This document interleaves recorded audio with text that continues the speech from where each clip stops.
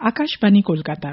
এবার শুনবেন করোনা সংক্রমণ ও তার প্রতিকার নিয়ে আকাশবাণী কলকাতার সংবাদ বিভাগ প্রযোজিত বিশেষ সচেতনতামূলক অনুষ্ঠান করোনা ক্লিনিক। আজকের অতিথি ওয়েস্ট বেঙ্গল হেলথ সার্ভিসেস অ্যাসোসিয়েশনের উপদেষ্টা ডক্টর হীরালাল কোনার। আজ শুনবেন সাক্ষাৎকারটির প্রথম পর্ব। দ্বিতীয় পর্ব আগামীকাল। সাক্ষাৎকার নিচ্ছেন অগ্নিবীণ চট্টোপাধ্যায়। ডক্টর কোনার, করোনা ক্লিনিকে আপনাকে স্বাগত। নমস্কার। এই সংক্রমণের বিষয়টা চলছে 7-8 মাস ধরে।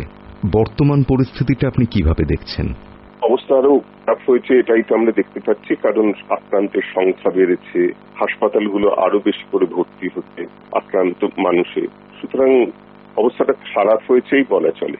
পুজোর আগে একটা আশঙ্কার কথা সঙ্গত কারণেই শোনা গিয়েছিল যে ভিড় বাড়বে, মেলামেশা বাড়বে, এরপরে সংক্রমণ আরো অনেকটা বেড়ে যাবে। অন্যবারের তুলনায় ভিড় এবারে কম, কিন্তু আমাদের আশ্বস্ত করার মতো কি কম? আশ্বস্ত করার মতন কম হয়নি। কলকাতার বুকে কিছু কিছু জায়গায় কম হয়েছে। তার কারণ ছিল কিছু পরিবহনের, বিশেষ করে ট্রেনের যে বিপুল সংখ্যক মানুষ পুজোর সময় কলকাতায় আসেন মফস্বলগুলো থেকে, তারা আসতে পারেননি এবার অনেকেই। তাছাড়া কিছু পুজো কমিটির মধ্যে একটু সৎ ভাবনা ছিল, যারা আদালতের আদেশ মেনে বা নিজেদের সৎ চিন্তা থেকে পুজোর প্যান্ডেলের মধ্যে বা প্যান্ডেলের আশেপাশে ভিড়টাকে নিয়ন্ত্রণ করেছে। কিন্তু মুশকিল হচ্ছে কিছু জায়গায়, দুঃখজনক হলেও সত্যি, কিছু জায়গায় খুব বেশি ভিড় হয়েছে এবং সেখানে পুজো কর্তারা কিছুটা ডেকে এনেছেন বা আহ্বান করেছেন বলা চলে। এটা খুব দুঃখজনক হলেও সত্যি এবং এর ফলাফল কি হবে সে আশঙ্কাটা আমাদের থেকেই গেছে। আমরা চিকিৎসকরা অনেক আগে থেকে এই বিষয়ে সকলকে সতর্ক করেছিলাম, সাধারণ মানুষের কাছে আবেদন রেখেছিলাম, প্রশাসনের কাছে আবেদন রেখেছিলাম, এমনকি সমস্ত রাজনৈতিক দলের কাছেও আমরা আবেদন করেছিলাম ভিড় যাতে না হয় তার জন্য, এবং ভিড় হলে যে কি পরিস্থিতির সৃষ্টি হতে পারে সেটাও আমরা পরিষ্কার করে বলেছিলাম। কিন্তু দুঃখের বিষয়ে আমরা কিছু মানুষকে কথা শোনাতে পারলেও সব মানুষকে আমরা শোনাতে পারিনি কথা, বা আমাদের কথায় গুরুত্ব দেওয়ার মতো মনে করেননি অনেক মানুষ। এখন যেটা দেখা যাচ্ছে, এখন যে বাড়ছে, আমরা গত প্রায় 1 মাস ধরে দেখতে পাচ্ছি আস্তে আস্তে সংক্রমণের সংখ্যা বাড়ছে, মৃত্যুর সংখ্যাও বাড়ছে। এখন প্রায় 4,000-এর কাছাকাছি, 4,000 ছাড়িয়ে যাচ্ছে প্রতিদিন আক্রান্তের সংখ্যা, এবং মৃত্যুর সংখ্যা সরকারি হিসেবেই 60 ছাড়িয়ে যাচ্ছে।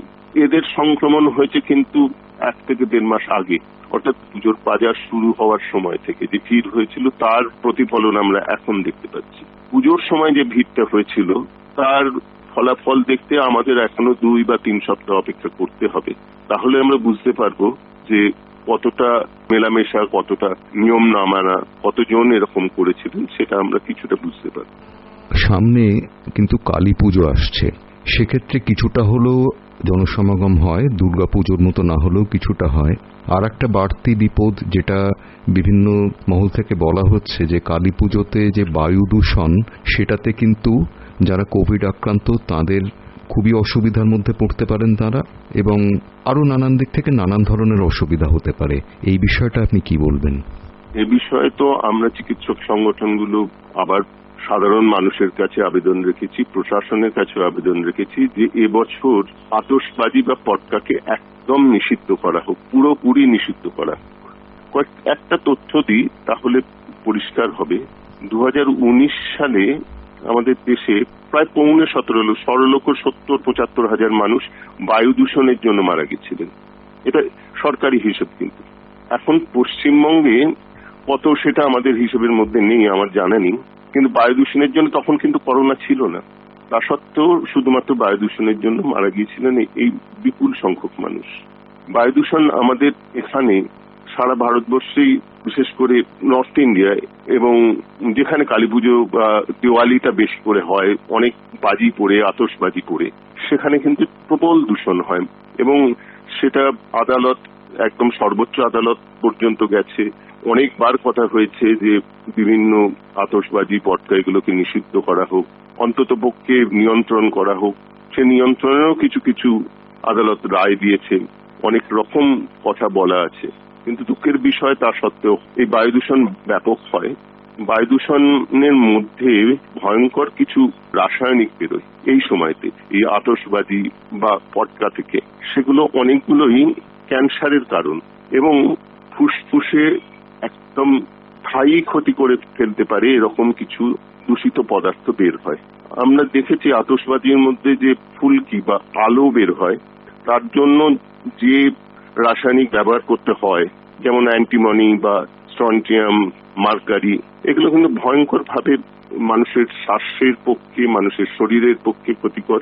এমনকি যে বাচ্চারা মাতৃগর্ভে রয়েছে তাদের পক্ষে ক্ষতিকর, বাচ্চাদের পক্ষে খুব ক্ষতিকর, তাদের মানসিক এবং শারীরিক বৃদ্ধিতে এগুলো ব্যাঘাত সৃষ্টি করতে পারে। তার সঙ্গে রয়েছে বয়স্ক মানুষদের সমস্যা। এবারে করোনার আবহে, যেখানে করোনা মূলত শ্বাসনালীর ক্ষতিটাই বেশি করে, ফুসফুস ক্ষতিটা বেশি করে, সেই ক্ষতিগ্রস্ত ফুসফুস বা শ্বাসনালীতে যদি আবার একটি সংক্রমণ হয় এবং এই যে বায়ু দূষণ হচ্ছে তার জন্য যে ফুসফুস বা শ্বাসনালীতে ক্ষতিটা হবে, তারপরে যদি কারুর করোনা আক্রান্ত হন, তার সমস্যা কিন্তু অনেক বাড়বে। আমাদের ভুলে গেলে চলবে না যে পশ্চিমবঙ্গে এখনো পর্যন্ত সরকারি হিসেবে প্রায় প্রতিদিন 4,000 করে মানুষ আক্রান্ত হচ্ছেন। এটা যদি বাড়ে, আরো বাড়ে, তাহলে যে সমস্যাটা হবে যে হাসপাতালগুলোয় চিকিৎসা করার মতন অবস্থা থাকবে না। বেড বাড়িয়ে, ভেন্টিলেটর বাড়িয়ে দাবি তুলে কিন্তু সেই সমস্যাগুলো সমাধান করা যাবে না, কারণ একসঙ্গে অনেক লোককে চিকিৎসা করা খুব সমস্যা। কালী পুজো গেলেও কিন্তু আর একটা বিপদ বোধহয় আসছে। সামনে শীত, শীতের সময় বায়ু দূষণ বাড়ে এবং আমরা যেটা শুনেছি শীতের সময় এই ধরনের ভাইরাস আরো সক্রিয় হয়ে ওঠে। সেক্ষেত্রে তো শীত একটা বিপদ ডেকে আনতে পারে। শীত অবশ্যই বিপদ ডেকে আনতে পারে নতুন করে, বিশেষ করে এই যে আবহাওয়া পরিবর্তনের সময় শ্বাসজনিত যে রোগ, সেসবগুলোর প্রাদুর্ভাব বেশি হয়। প্রাকৃতিক কারণেই হয়, শারীরিক কারণেই হয়। এবারে যেহেতু করোনা রয়েছে, এখনো আমাদের পরিবেশের মধ্যে করোনা ব্যাপকভাবে, প্রবলভাবে রয়েছে, সেজন্য এই সম্ভাবনাটা অবশ্যই বাড়বে এবং ভয়ের কথা যে ক্ষতির পরিমাণটা বাড়বে। করোনা সংক্রমণের মোকাবিলায় বারবার যেটা বলা হচ্ছে, বারবার সাবান দিয়ে হাত ধুন, বাইরে থেকে এসে স্নান করে নিন, এই বিষয়গুলো এতদিন কিছু মানুষ হয়তো মেনেছিলেন। এইবারে শীতের সময় কিন্তু মানুষের জল ব্যবহার করার প্রবণতা কমে যাবে। সেদিক থেকেও কি একটা সমস্যা তৈরি হতে পারে?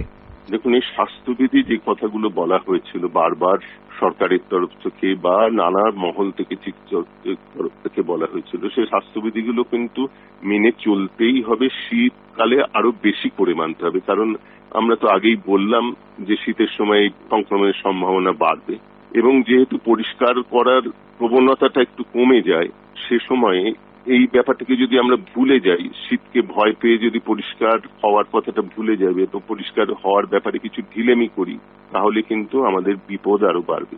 এক্ষেত্রে এই শীতকে ভয় পেয়ে যদি নিজেদের পরিচ্ছন্নতার কথা আমরা ভুলে যাই, সেটা তো একটা মারাত্মক পরিণতির দিকে নিয়ে যেতে পারে।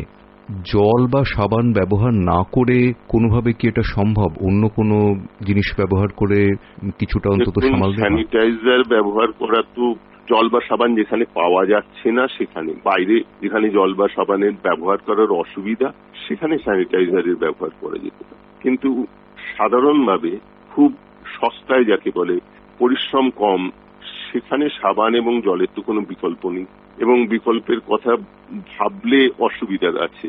কারণ শীতের সময় যদি স্যানিটাইজার বেশি ব্যবহার করা হয়, তাহলে ত্বকের সমস্যা আরো বাড়বে, সেটা একেবারেই কাম্য নয়। শুনলেন আকাশবাণী কলকাতার সংবাদ বিভাগ প্রযোজিত বিশেষ সচেতনতামূলক অনুষ্ঠান করোনা ক্লিনিক। আজকের অতিথি ছিলেন ওয়েস্ট বেঙ্গল হেলথ সার্ভিসেস অ্যাসোসিয়েশনের উপদেষ্টা ডক্টর হীরালাল কোনার। শুনলেন সাক্ষাৎকারটির প্রথম পর্ব। দ্বিতীয় পর্ব শুনবেন আগামীকাল। সাক্ষাৎকারটি নিলেন অগ্নিবীণ চট্টোপাধ্যায়। অনুষ্ঠানটি শুনতে লগ অন করুন আমাদের ফেসবুক পেজ আকাশবাণী সংবাদ কলকাতায়।